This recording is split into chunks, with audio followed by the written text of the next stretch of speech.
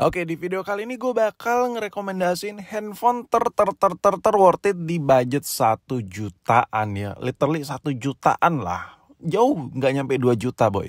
Tapi rekomendasi ini berdasarkan referensi gue pribadi, berdasarkan opini gue pribadi, karena apapun yang gue gibahin di video ini berdasarkan handphone yang udah gue pakai.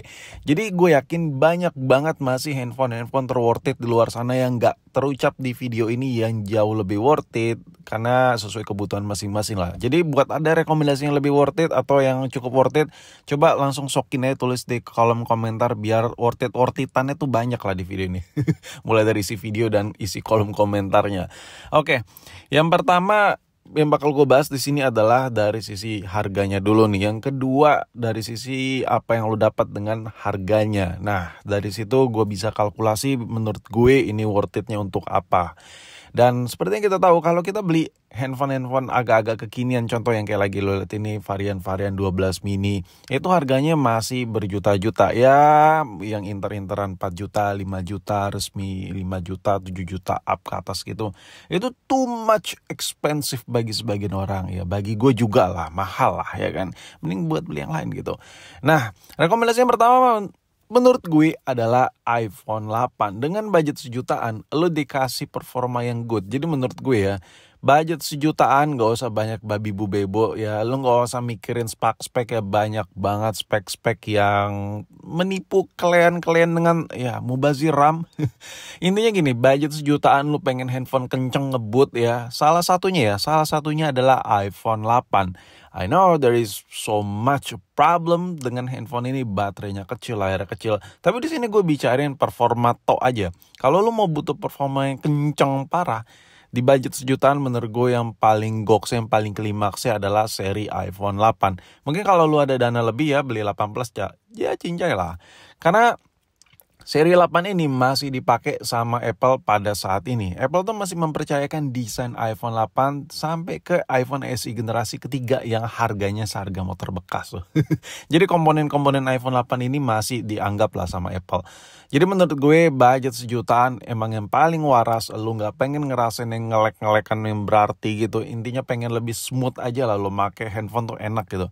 Salah satunya adalah pilihannya iPhone 8. Tapi kan RAM-nya kecil bang. Lama lu ketipu spek lu nanti. Oke, rekomendasi yang kedua adalah Redmi 12. Ini pasti banyak yang denial gue nih. Tapi gue bisa cerita loh. Di Redmi 12 ini entah kenapa gue terkesima aja sama ini handphone. Memang kalau masalah performa banyak yang lebih good daripada handphone ini. Cuman handphone ini menawarkan sesuatu yang pas menurut gue. Xiaomi ini, Redmi ini ngasih sesuatu value yang pas sesuai dengan harganya. Di budget 1 jutaan, sokin lah lo mau beli baru. Saran gue yang second aja lah. Karena second juga rasa baru kalau lo beli di tahun 2024 ini. Redmi 12 ini menawarkan layarnya enak banget. Gue make iPhone 15 Pro gue jadi handphone utama. Dan gue make Redmi 12 ini jadi handphone kedua gue. Gue ngerasa handphonenya itu kayak anjir, mata gue tuh nggak beda berasa jomplang gitu dari make iPhone make si Redmi ini. Kayak berasa nyanggupin, kayak masih berasa mewah, masih berasa loh layarnya bening, kontrasnya enak. Itu yang gue rasakan sama Redmi 12 ini. That's why handphone ini sering kesebut di konten-konten gue, karena gue ngerasa sesuka itu sama si Redmi 12 ini. Yang paling menonjol memang menurut gue adalah layarnya. Yang kedua adalah baterai. Tapi baterai banyak Android murah yang baterainya gede, tapi gak banyak Android murah yang layarnya seenak Redmi ini.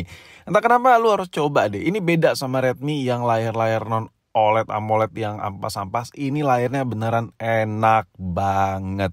Oh ya, ngomongin soal kamera HP ini juga entah kenapa gue suka loh. Low light capacity-nya bagus banget. Gue make HP ini buat video malam-malam enak, buat foto malam-malam juga enak.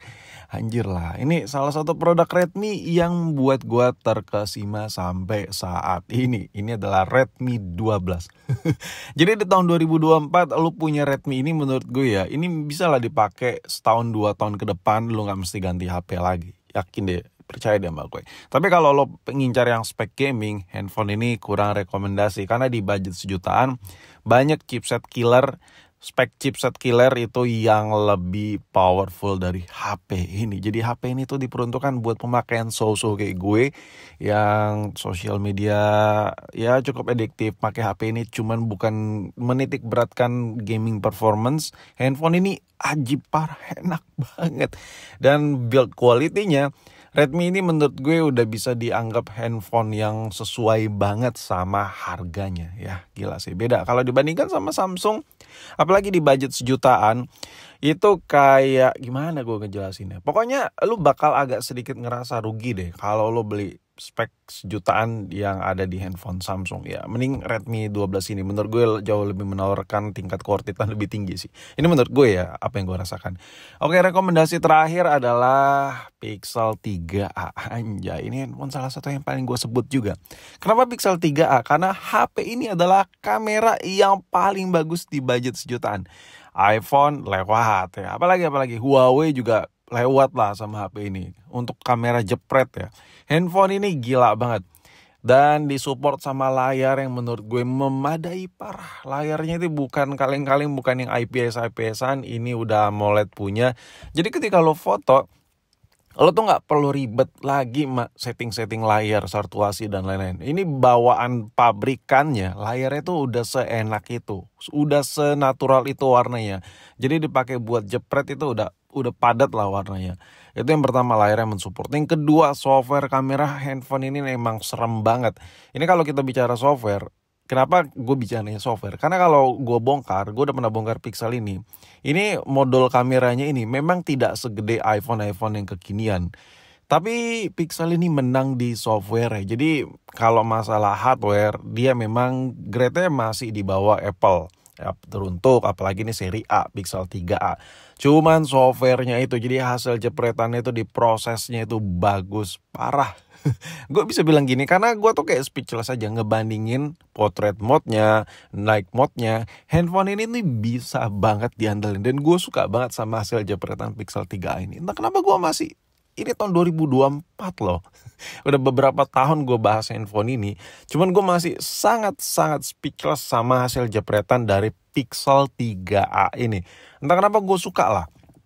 Itu tuh hasil potretnya itu nggak kayak croppingan anak TK, beda sama HP-HP kekinian lain. Oke, mungkin itu aja, ada 3 rekomendasi yang gue rekomendasiin. Ini menurut opini pribadi gue. Banyak banget kok handphone yang lebih worth it lainnya, cuman nggak kepegang sama gue. Ya dikarenakan mungkin gue belum nge-review, gue belum ngerasain dan lain-lain. So jadi bantu tulis di kolom komentar juga HP terworth it menurut rekomendasi kalian juga. Dan apa yang gue rekomendasiin ini berdasarkan opini pribadi gue make semua handphone yang gue bicarain ini. Jadi menurut gue di tahun 2024 pilihan gue salah satunya di budget sejutaan adalah handphone yang gue sebutin tadi. Seriusan, itu semuanya aman dan enak lah dipakai di tahun 2024.